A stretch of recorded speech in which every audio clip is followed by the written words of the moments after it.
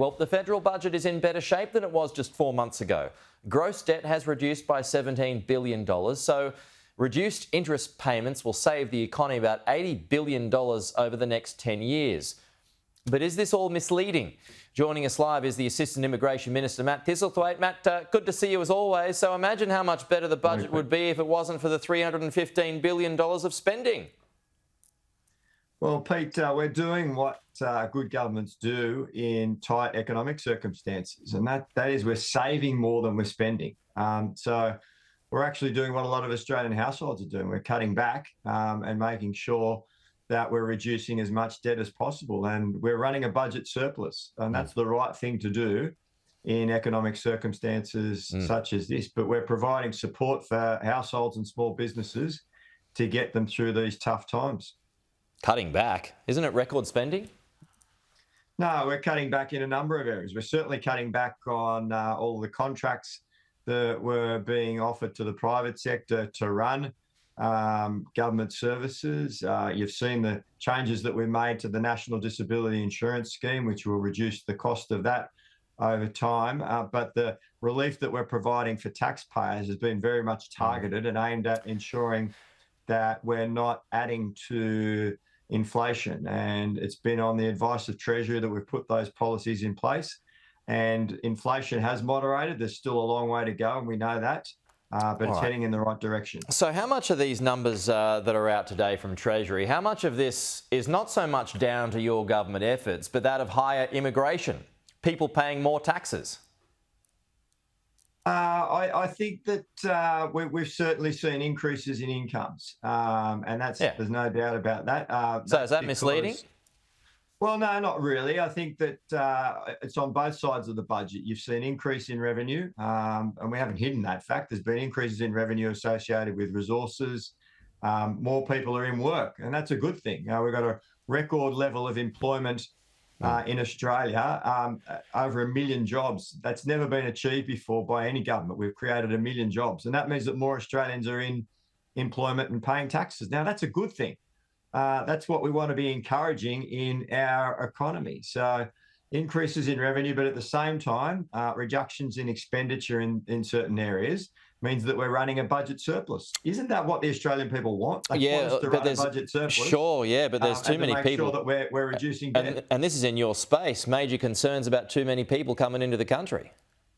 And that's why we're reducing net overseas migration. That's why you've seen the policies such as the caps on international students. That's why we're introducing changes to make sure that we're processing visa applications and rejecting those that don't have merit in a quicker timeframe, so that people can't try and manipulate the system and just stay in Australia for as long as they can.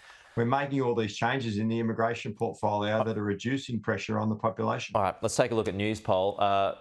It's not great for Anthony Albanese. It's not super great for Peter Dutton either. I mean, he's not increasing support.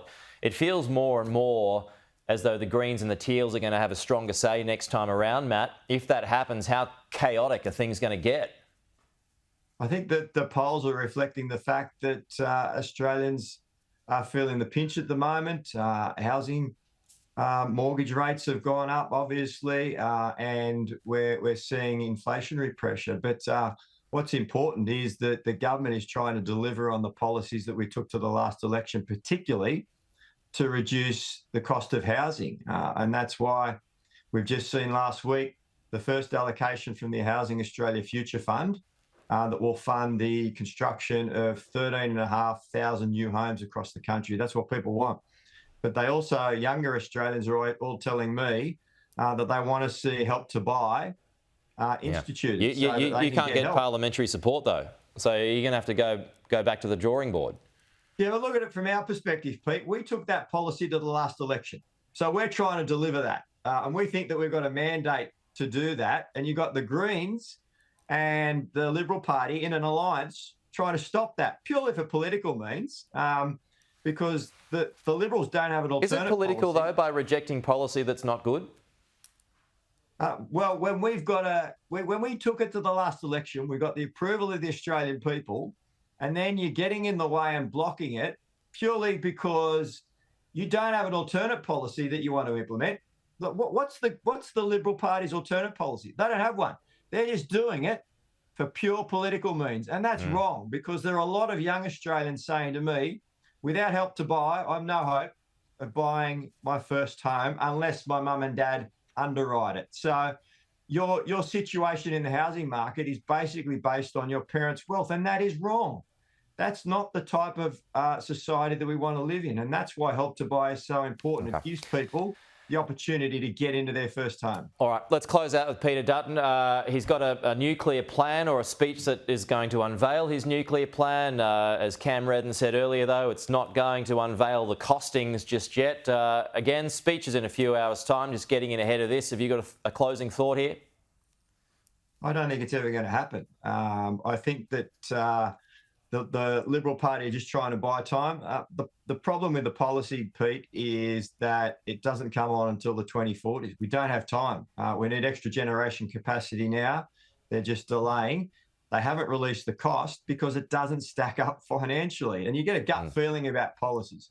My gut feeling is this is never going to happen, because the private sector aren't interested in being involved in it because they know that it doesn't stack up. Matt Keane, the former energy minister in New South Wales, said their government had a thorough look at nuclear energy as an energy source, and they said it simply doesn't stack up. And that's at the end of the day why it won't happen.